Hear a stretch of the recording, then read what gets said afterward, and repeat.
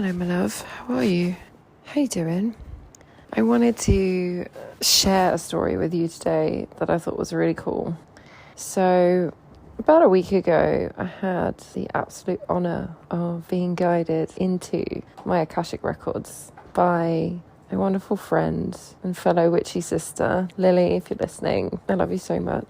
And I wanted to share my experience going into the Akashic Records for the first time as someone who's curious about it, but also who has never done it before.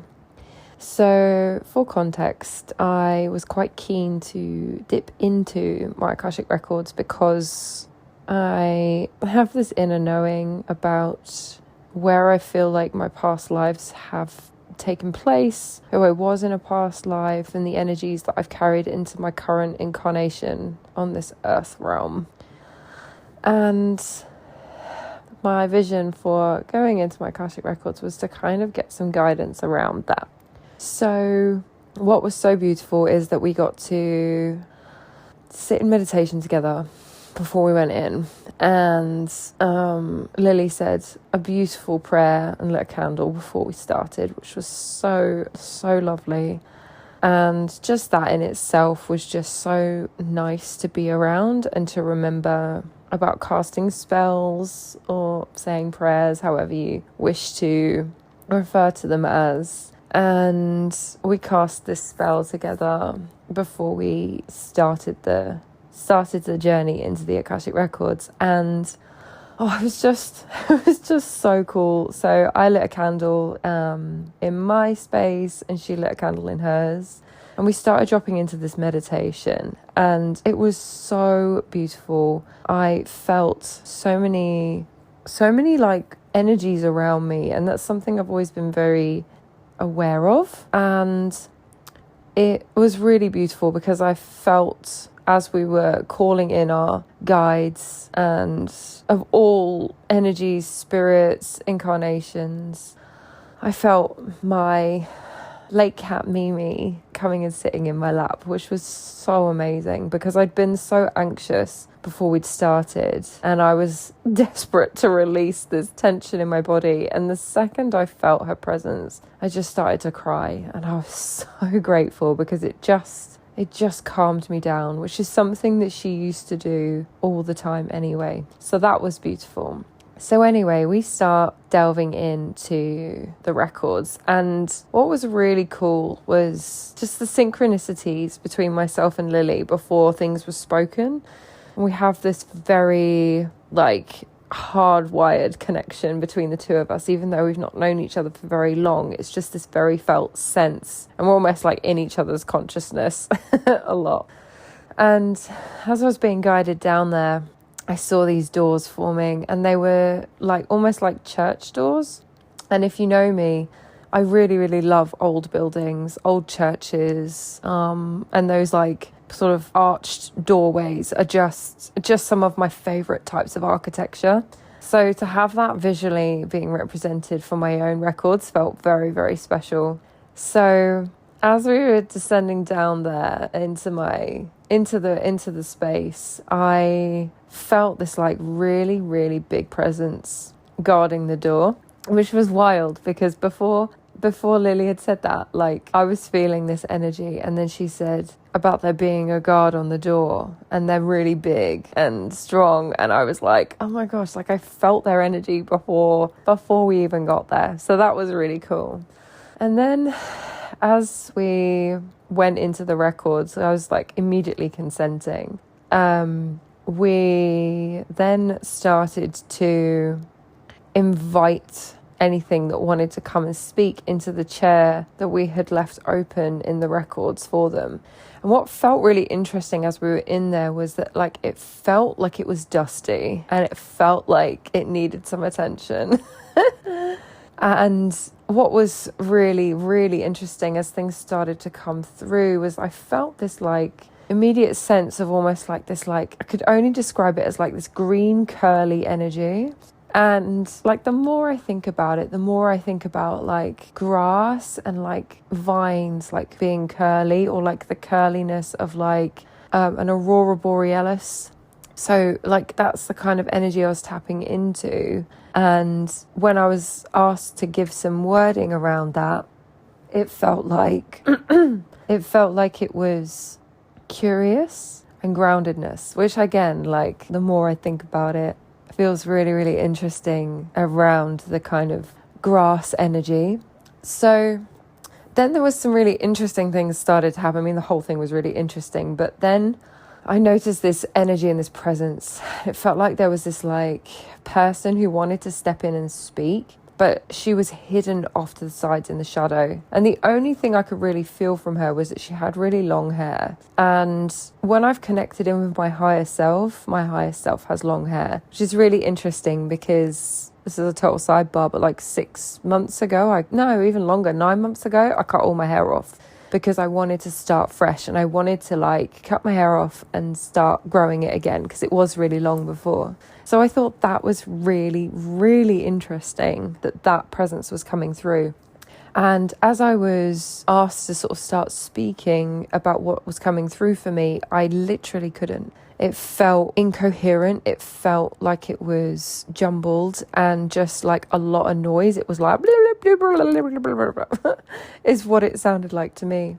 And so I knew that there was like a lot that was wanting to come through. And this is what, again, a sidebar, is something that I've been very curious about. And as someone who now recognizes that my gift is talking about things I'm passionate about and delivering messages through tarot, through channeled messaging, through astrology, the fact that all these energies were desperate to communicate with me makes a lot of sense. And especially because I felt a lot of tension in my body, between my throat chakra and my heart space for a really long time. And I do think it's obviously another really interesting thing that I keep clearing my throat because there's been this want to do that for so long. I'm actually holding a blue lace agate right now because it aids the throat chakra. So I'm holding that while I'm doing this as well. And so anyway, back to the story. As we were speaking and Lily said like what wanted to come through, and I was like saying I was struggling. And then she said that she was struggling to speak herself. And I really think at that point she had like tapped into my energy. And oh my gosh, I've forgotten part of the story as well. Before we'd even got there, she'd called in our guides to protect us. And then the first thing that she felt coming through was the moon energy. And she's like, it's really prominent. It's really big moon energy. And she was like, this has never come in like this before. So I was like, that's funny because I am covered in tattoos of the moon in like multiple ways and phases. And I feel very connected to the moon's energy. And I have a really prominent moon placement in my astrology as well. So the fact that she was bringing that energy into the space and felt that in the space felt very, very aligned because I literally talk to the moon when I see her. I'm just like, hey. So that was really lovely. But anyway, so as Lily was saying, she was struggling to speak on my behalf. And I said to her, I was like, I give full consent for you to speak for me in this moment, which was really helpful because I think there was this apprehension in my own body about truly like releasing and speaking. But as we spoke more and more, all of these things just started to fly through. So I'd been guided and shared with this energy of this priestess energy who was in a tower, who was supporting her community and held quite like a high position at the time. And when she spoke about that, I was like, that is the person who's been in the shadow and who is afraid to speak, which I think is really interesting because of the high power. And I do think there's something there, and I'm quite keen to delve back into the records to see if there's any more or speak with another guide who can maybe interpret this energy as well. But I'll see what happens. See how things unfold, because that's the fun thing about this experience. And so anyway, she was saying that this person, she was very well respected. And yeah, it was giving like priestess energy, which is so interesting because not maybe 4 or 5 weeks ago, I'd had this like full body like download that I was like, that was me in a past life, but I hadn't shared that publicly. So I thought that was really, really interesting how she had picked up on that. And anyway, we were continuing to delve into more of the past life stuff. And then this like old sage woman came in and wanted to speak, and she wanted to share some advice for me, which I thought was really cool. She was saying, one of the first things she said was that even though there's fear in me expressing my authentic self, is to feel the fear and act anyway. And at that moment, I was just like laughing internally, because one of the first, if not the first, personal development books I was ever given was Feel the Fear and Do It Anyway. And again, I haven't really made that public knowledge. Like, I might have shared it on an Instagram reel from a while ago, but never had done anything like particularly like focused around that. So I thought that was really cool. And this has been something that I'm actively embodying and working through, is actually sharing my authentic voice, sharing what comes up for me, sharing my stories, because in the spaces that I feel safe to share my stories, the resounding feedback is always, oh my gosh, that activated something within me. Oh my gosh, that helped me so much. I love this story. This is so inspiring. And my vision for how I want to express myself is to share more of this with people, and to share more of these stories on a wider scale, so that my experiences hopefully can be somewhat of a representation of what is possible for others. Hence why I'm recording this right now, because this is something that I think is really beautiful, and I wanted to share with others if they are curious about delving into your own records, but you're not quite sure like what to expect. But also would like to caveat and say that I am not an expert in the field, and I am not trained in this. So if you are curious about diving into your records, I would highly, highly recommend speaking to someone who is trained in this. So anyway, back to the story. We were continuing to connect with this sage, and she was speaking about how there was a time where there was some trauma around me sharing my authentic voice. But that moment was a blip in time. Just like all of these experiences that we're having, they are merely a blip in time compared to the vastness of this experience. So it's that perspective piece for me that I really was so grateful to have that, because it's something I remind myself a lot about, is this thought around, we're floating on a rock through infinite space, and to gain some perspective there about just sharing what I want to share, because if I don't, time will pass regardless. So that was really beautiful to have that information shared with me as well.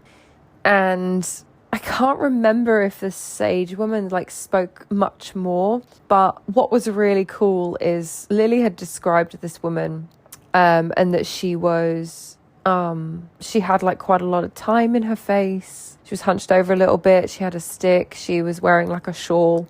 And I was just, again, laughing to myself, because I was like, I wonder if this is old Mother Shipton, who may or may not be a real person. But a week prior, I'd gone to old Mother Shipton's to experience it. And it was so beautiful. Got to make a wish in the wishing well and all of the things. And I will share that story another time. But the fact that that was the energy that was coming through was really, really interesting. And then after that, she left, but she was very sassy, this sage. She was just just get it done.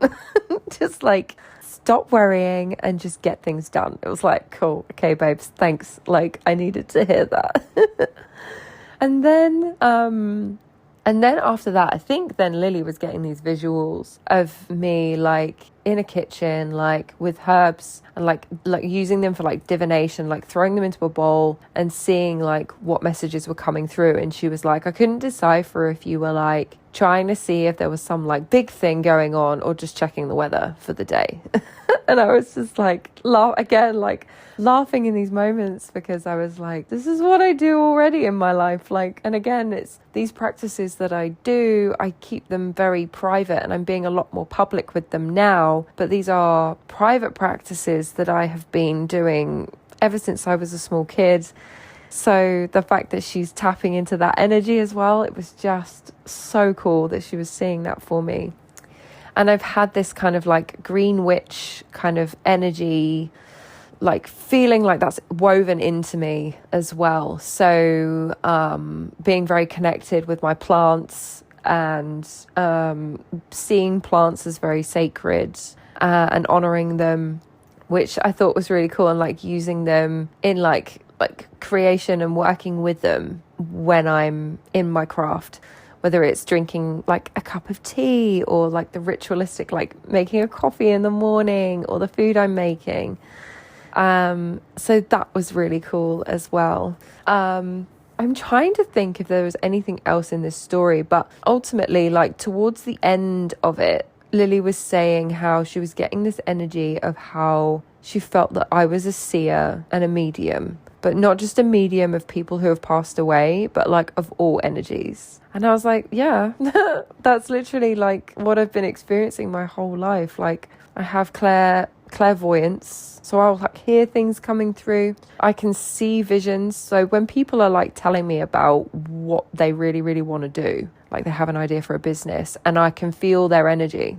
And I then, once I'm like feeling into their energy, I'll see the vision of their business, and I can visualize it coming through. I've seen orbs of light. I see them a lot. I've had like messages communicated through me. I'll get downloads of channeled messages coming through, either in verbal or written form.